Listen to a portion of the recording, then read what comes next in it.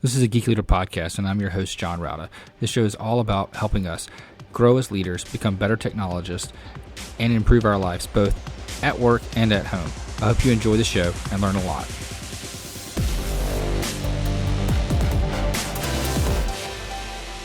Welcome to a Geek Leader podcast. I'm your host, John Rauda. And if you could, please do me a favor and take a moment and leave a rating and review in whatever podcast player you're listening to this on, whether it's Apple Podcasts, Spotify, iHeartRadio, doesn't matter. I would greatly appreciate it. And that feedback really helps get other listeners to the show. Also, if you're not subscribed, go ahead and subscribe so you don't miss an episode. And if you feel so inclined, you can go to geekleader.com/tip and donate to the show. Thanks so much. All right, leaders, today I'm honored to have Dawn Andrews on the show. She is the founder and CEO of Free Range Thinking, which is a business strategy consultancy. She helps leaders like us make that transition into leadership and understanding the difference between our technical aspects and our creative endeavors and becoming the leaders that we need to be for our people. With all that being said, Dawn, welcome to the show. Hey, thanks for having me. So, if you don't mind, just tell the audience a little bit about your background and kind of how you got into consultancy and leadership and all that stuff. And what is it exactly that you guys do? So, hey, everybody, I'm Dawn Andrews. I am the founder of Free Range Thinking, and I help leaders who are promoted for being brilliant at the work that they do, usually the technical work that they do, and then they suddenly find themselves responsible for leading people and not necessarily, it's not necessarily a strong suit for them. And I especially work with folks in technical and creative fields. And I am so acutely aware that this shift from being a technical or creative artist to being a leader of people is no joke. And it's the promotion that most everyone wants, but nobody really prepares you for. So at Free Range Thinking, what we focus on is closing that gap as quickly as possible. And one of the things that we've found is a surprising tool for new leaders right now is AI. And not as a replacement for leadership skills, but as a pressure valve. So when you use AI really well, it can turn your brain fog into clarity. It can help you go from being awkward at giving feedback to being confident. And it can help you reduce that frantic, like I'm drowning pace into something that's more manageable and strategic. And so our mission over here is really simple. We help leaders step into their roles without burning out and help their teams thrive because they now have tools for clarity and communication to bridge that gap until their leadership skills and muscles are more developed. And I'm excited to talk to you about that today. Okay, I got a lot of things to unpack there because one of the things that struck me was the words burnout, because that's one of the topics that comes up quite a bit, especially with new leaders. They get into a role, and I know with me, I can think about the first time I got promoted into a management role from an individual contributor, and I was managing a team of software engineers. I felt like I had, as being the leader, I was responsible for everything, and therefore my name was kind of on everybody's, task. And I became burned out after about a year and a half, because I was micromanaging every aspect. I wanted to be involved in every aspect and see every aspect. What are some other ways, or maybe that way too, that you see leaders become burned out when they take that step from being an individual contributor into a management role? Yeah, I mean, you have your foot, it's a foot in two canoes, right? So, and the canoe that rows the strongest is the one that you've already been in. And so when a lack of skill or understanding or mentorship is present in the other canoe, you lean more heavily into the first one, the one where you do the skills really well. And it's a completely natural place for people to go when they're hung up or scared in leadership. They go back to the thing that they do well because it hits the dopamine, right? Yeah, it's comfortable. You can prove that you are of value, so to speak. And trying to navigate that, especially in the first year or even 2 years of a leadership position, is really challenging because you have to have, it's two brains. It's like you're running two projects that are at top speed simultaneously, the work of the work and then the leadership of the work. And so what I really like to be able to do is to help people take some of the heat off the leadership part of it so that they can make that transition a little more elegantly. So you mentioned AI, and I've used AI a little bit when it comes to leadership and more for technical things. But one of the things that I use it for, and this is one of the topics that you're interested in, or maybe you can bring me in some other directions too, is before one-on-ones. And I struggle sometimes with one-on-ones. Just having empathy is something that my nerd geek brain is difficult with. But what I'll do is I'll kind of set up a scenario with like ChatGPT or Grok, whichever tool I'm using, and put like, imagine that I'm the manager of a person who, had to drive to work, in the rain after dropping their two kids off, that's working on projects that aren't going very well, and I need to give them negative feedback. How should I present that in a way that doesn't, make them feel bad and can actually encourage them, moving along? And I'll get some feedback back. And yeah, that's the way that I get started in the conversation. So I know, okay, so say it this way, not this way. 100%. Like that, feedback is I think the number one place that new leaders should, um, that's where they should use AI. Mhm. Because each of us has our own communication style.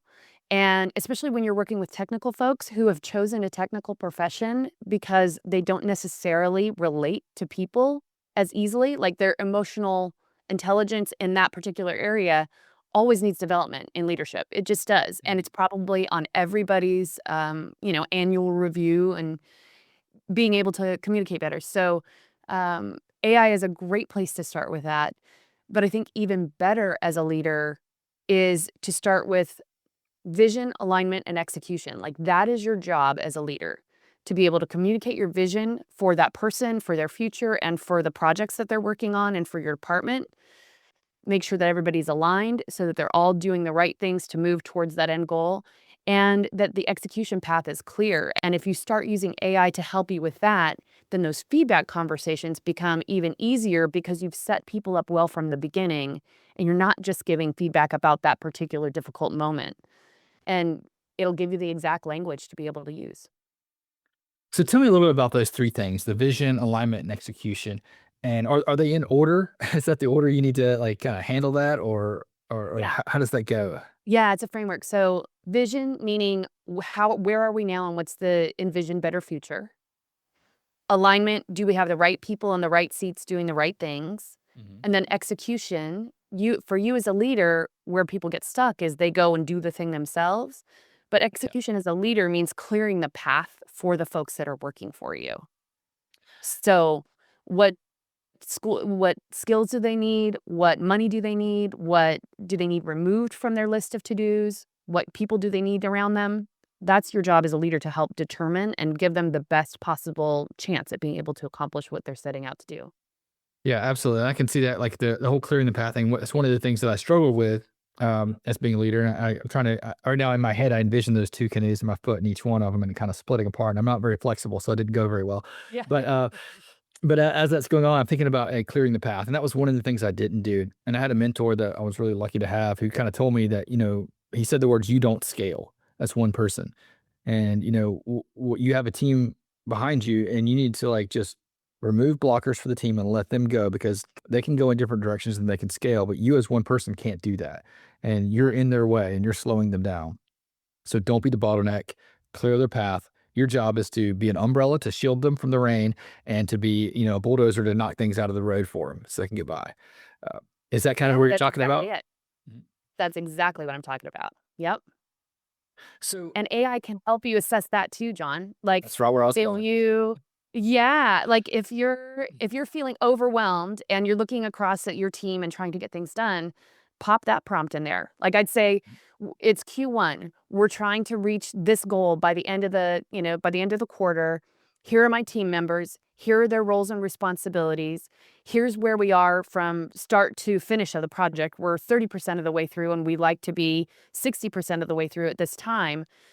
Give me the places to look to see where we're stuck. And once you have that information, then you can align it back to a team member and say, okay, Dawn's the one that is really kind of holding up the process. I need to have a difficult conversation with her. Help me craft that as well. So you can use it to take all of that heat off your brain. Hmm. No, that's really good. And so, talk to me a little bit about crafting that difficult conversation. What kind of prompts would you use to do that? What kind of background do you need to set up about the person and the projects or anything like that, or do you just throw it all out there and see what happens? Yeah, I mean, so for speed's sake, vomit. Like vomit into the chat bar. Just get it done. But from a, like, here's what, as a business strategy expert and a Mhm. leadership consultant, these are the kinds of things that I look for. And I'm going to give you a tool that I use to help kind of assess the type of person that you're giving the feedback to so that you can kind of translate how you might do it into their language. Mhm. So, are they cautious and reflective or warm and welcoming? And think of that like on a, on a continuum. Are they more cautious and reflective or are they more warm and welcoming? And are they fast-paced and outspoken or are they questioning and analytical? And I look at that on kind of a like a plus sign XY axis. And once you have which of those two they're more of, then you can shift your feedback and shift your prompting to give better feedback that's aligned to that person and how they like to receive information. Mhm. Does that make sense? It does. Is it almost like a quadrant? Like you can't Yeah. be Yeah. in multiples. You're gonna Exactly. You're gonna land be somewhere. more towards, yeah. Mm. So for me, I'm fast paced and outspoken, and I'm also warm and receptive. So for me, I would be like, if we looked at XY axis, I'm going to be up here in the top quadrant. And if you share that with ChatGPT, I need to give feedback to Dawn. She's behind on her deadlines. She tends to be fast paced and outspoken and warm and receptive. Can you help me tailor the feedback?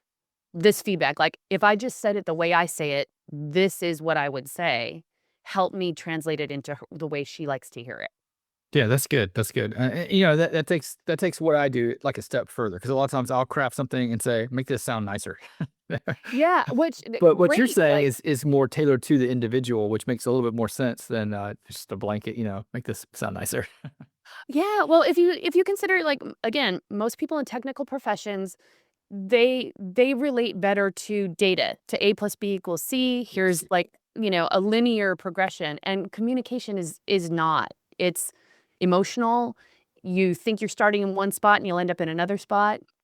And so if you can have a tool that can help you make that translation, then you can access your empathy more easily than trying to remember to just be nicer on top. You know what I mean?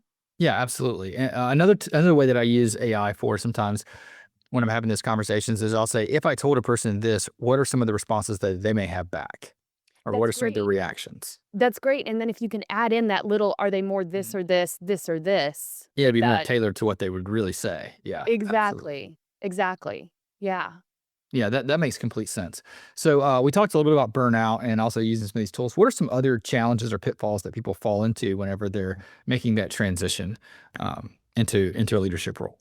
Yeah, so the first one you've already mentioned, which is we revert back to the skills that we're already Mhm. good at and we stay. Comfortability. Yeah. Yeah, and so in leadership, you're going from you to yourself to one, meaning you are now a manager of at least one other person.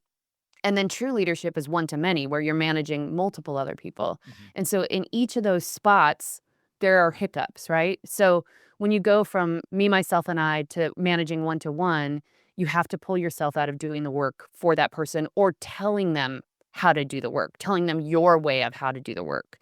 Because if that's the case, you're not actually developing them, you're still staying in their way. So that's a major pitfall that I see. And then going from management to leadership where you're managing more than just one person, maybe you're running an entire team, is being able to manage up, so whoever you're reporting to above you, and being able to develop the people below you. And so Yeah. what I see in that moment is when you're managing up is that you have to start learning to think less like a human to human managing up. You have to think human to enterprise.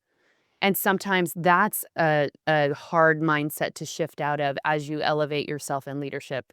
You have to think about like, okay, I'm running this department or I'm running this project, but where's this project plug into the bigger endeavor that the company is after? And if I can make that project work better, how is that going to impact my boss or the company's overall revenue? Or like, how does that all work? So that when you're bringing your people along, you're thinking about what's happening up above you. Right. So you're having more of a strategic slant on all of your stuff, and that's really important because I think what a lot of middle managers kind of run into is they want to see how they can make their team the best they can. And they don't Mhm. think about how that impacts somebody else. And I was having this conversation with one of my VPs that I lead, and we were talking about it. And we were talking about how, like, you can optimize your area of a workflow really, really well. And maybe you do something and it saves 10% of time on your team, but it makes the handoff to another team, 20% harder. And even though you're making your team better, you're actually hurting the enterprise as a whole because you're not thinking about that handoff. And maybe you make your team 1% less efficient to make the other team 20% more efficient. And you have to see how all that works together, not just your little area of influence. Well put. Yep. So, talk to me a little bit about this human and enterprise thing, because when I was, one of my mentors was telling me one time that if you want to manage up, you need to think of it like almost like you're marketing your team and you're selling your team and you're selling like the benefits, like what is the ROI in your team? Because in technology, a lot of us we're expenses. Quite frankly, we don't do sales, we don't generate a whole lot of revenue unless we work for a software company. But in a lot of corporate IT, we're just an expense line item for the most part. Yeah. So how do we market ourselves, or how do we do this human to enterprise thing to manage up to a leader that's maybe not in tech? So back to that communication and give it like I would pull that into AI. And if you have your boss's bio or whatever, like usually if it's somebody that's higher up in leadership, there is some sort of company bio that's available online. Yeah. And I would say, here's our company. What is safe to share? Like be ethical and only put the right things in AI and make sure that your, learning model is turned off so that you can share information like that appropriately. But put it in what the company's goals are. If you have information about what your department's goals are, if you have information about that leader, it can help you design. I would put it in the prompt, I need to start managing up better and marketing my team to not only my leader, but the leaders above them. Mhm. I would like to rise in leadership over time. Here's everything that I can tell you about this person and about our endeavor and about my team. Give me what to say, what not to say, what kinds of goals or metrics might matter to them, and give me the best way to present them. Is it a report? Is it a quarterly meeting? Is it something that should share in my touch bases or my stand ups? Like it can give you a strategic approach. And it's not that AI has the absolute right answer. It only is going on the information that you're giving it. But if that's not a strong suit for you, if you've never really managed up before or don't know how to elevate yourself and your team into its next level of growth, then it'll give you some starting points that are actually informed. Hmm. Yeah, I think that's really good. And I think that's one of those things that, understanding how to present that, because you talked about, like, what's the best way to present this, it is important because, if you present it wrong, even if it's the right information, it's going to be perceived a certain way. And you've got to make sure it's framed properly and in the right format so that it's well received. Um, so And talk, you Oh, go go ahead. ahead. I was gonna say, you can also just give it the context of who you need it to be. Mhm. Like, stand in the shoes of my manager or stand in the shoes of my senior VP. They're not technically focused. They're overseeing sales overall, and we're just a part of that. Help me translate it into language that actually resonates for them. Like, give it the Yeah. context of either who you want it to be as it creates or who you want it to be able to talk to with the output.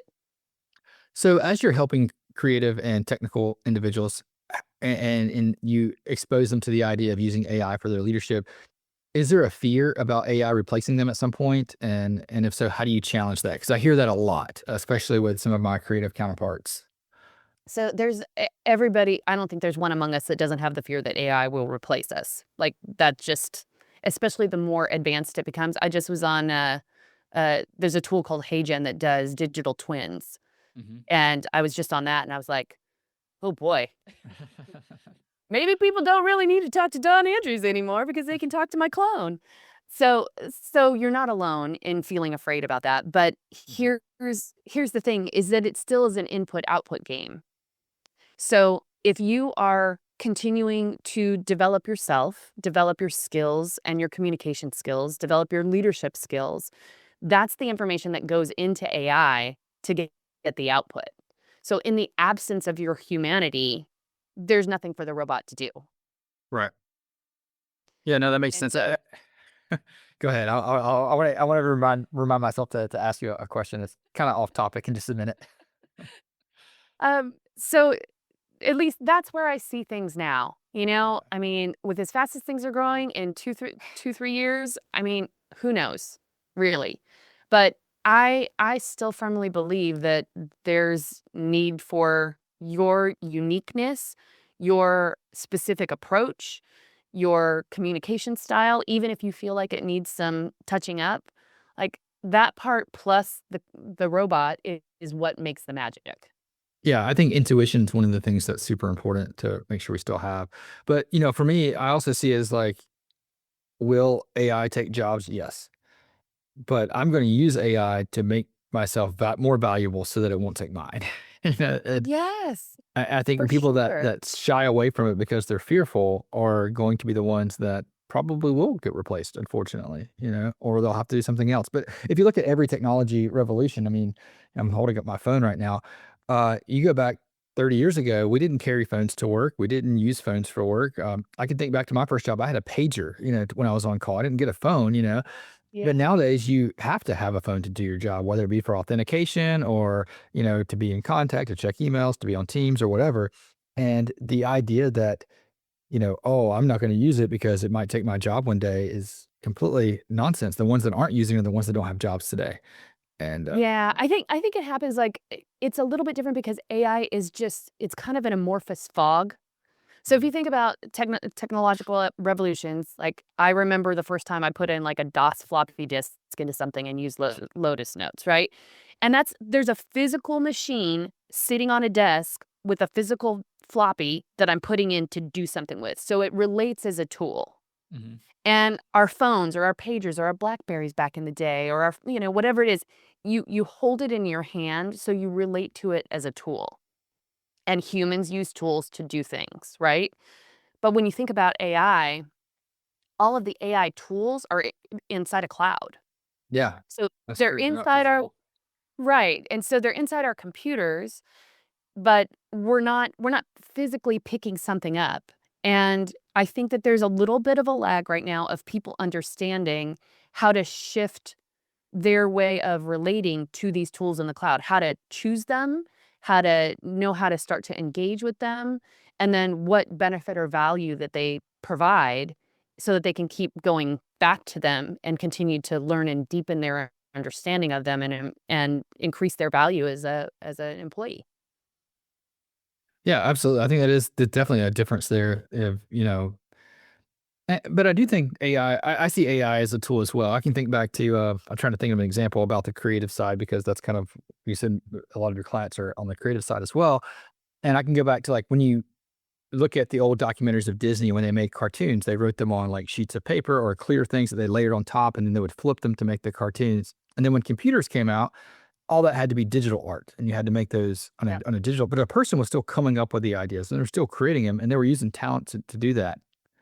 And I think now with AI, people say, "Oh, well, AI can make those images." Well, you still have to have a person with the vision and a person with the foresight to put the things together to see what would make the most sense. And we've all seen AI clips that just aren't quite right.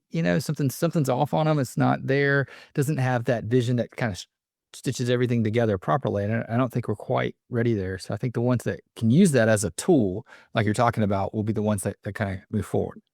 Well, and underlying the whole thing is the humanity of it. Yes, the Is the humanity. sitting around the campfire telling stories. Like at the bottom line, the email that you write is a story. Mhm. The presentation that you make, the deck you put out, the book that you write, whatever it is, it's still the foundation is still story. Can AI help you generate that? For sure it can, but you still are the genesis of it. Like you still are at the core of it. So I think as long as people continue developing their relationship to like maintaining their humanity and their relationship to story, which is underneath all of this, then you're all good. Just start using the tools. It's gonna be okay. Everybody Yeah. just be okay.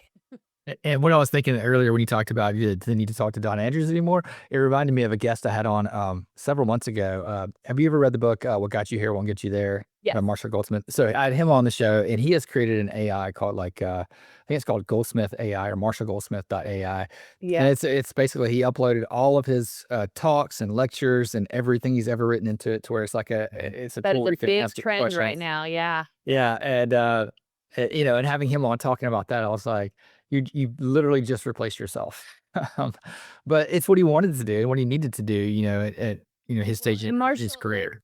Marshall is at a zenith of his career right Mhm. now. So if he doesn't replace himself, all we got left is his books that were published however many years, Years ago, decades. yeah. Yeah. So thank you is all I can say to him. Yeah, yeah. So, when it comes to other things that we're doing as leaders that we need to improve upon, one of the challenges that I've seen a few times is just getting into the point where it comes to especially for new bosses, new leaders, new managers, is accountability and holding others and ourselves accountable. And that's one of the struggles that I have sometimes, especially people that have been in the industry longer than me, and maybe I feel like they know a little bit more than me, but somehow I happen to be their boss, and I have to hold them accountable. How do you see people that struggle with that overcoming those issues? Yeah. So systems are everything when it Mhm. comes to accountability. So we were talking about vision, alignment, execution earlier. Mhm.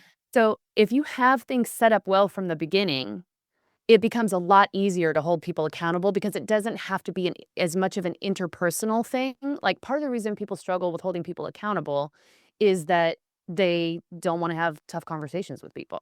Right, we don't want to Right. make it personal, right? Yeah, and you overthink and you're like, "Well, if I say it this way, they're gonna feel like this, or maybe this is Mhm. gonna happen, or maybe nothing will change," or so I I just liken it back to sports. So we're a hockey family over here, and there is a framework for how hockey and a hockey game works, right? Mhm.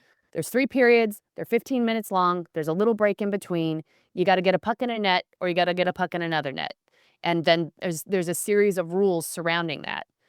And we're watching as each period is played, who got how many shots on goal were there? How many, saves were there? How many assists were there?